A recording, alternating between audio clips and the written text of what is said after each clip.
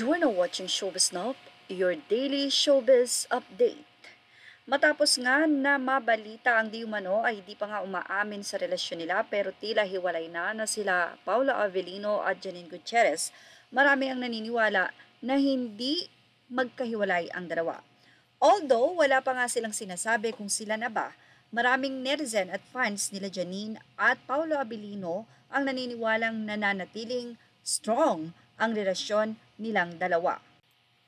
Well, kasalukuyan ngang mapapanood si Paula Avellino sa kanyang serye na Linlang kung saan pinagbibidahan nila ito nila Kim Chiu at JM De Guzman. Kaya naman sa naging issue na di umano ay hiwalay na sila Janine at Paula Avellino, may ilang netizen ang naniniwala na baka naman nagkakamabutihan na sila Kim Chiu at Paula Avellino na ngayon ay sinasabi na tila nagkakalabuan na rin ang relasyon ng Kim C. Anyway, iba't iba nga ang kuro-kuro dito ng mga netizen. Sigurado naman na walang katotohanan ang issue na ito. Dahil ayon sa kanila, very private lang daw talaga ang relasyon nila Paula Avellino at Janine Gutierrez.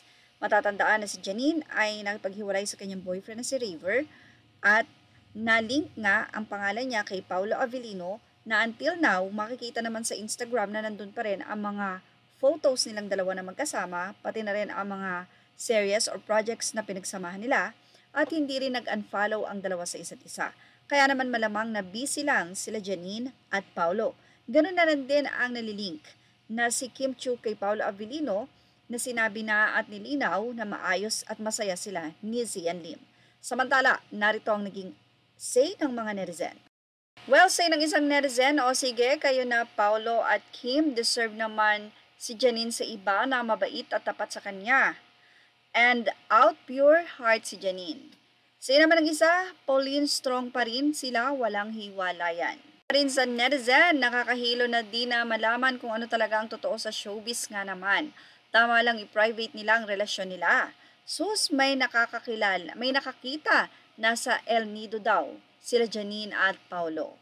Naman ng isang netizen kung totoo daw ba na nasa El Nido ang dalawa. Say naman ng isa nung El Nido ay nasa Boracay si Janine, si Paulo naman daw ay nasa Italy. Tama, private na lang daw dapat ang relasyon. Mula naman sa isa, sinabi niyang hanap ka na lang Janine ng DOA sa pagka-private. Say naman ng isa, sobra kasi si Paulo sa pagka-private. Bakit dalaga at binata naman sila, bakit kailangan pang itago? Ilabas din naman ang totoo, kaya next time, Janine, pwede namang i-public ang relasyon. Mula naman sa isang netizen pa, di naman yan siya nag-private na mga relasyon niya. Nung kay Casey siya pa ang umamin na GF niya si Casey. Ang isa naman ay sinabing, pero naghiwalay din, hayaan mo na lang sila kung gusto nilang manahimik, buhay nila yan at wag na tayong manghimasok pa. Naku, ano kaya masisay ni Paulo at Janine sa issue na ito? Pati na rin si Kim Chiu na leading lady ni Paulo sa Linlang ay nadrag na rin sa nasabing issue. Well, antayin natin kung may mga sagot ba sila. Yan ang ating Showbiz Now update. Images are all credit to the rightful owners and thank you for watching Showbiz Now.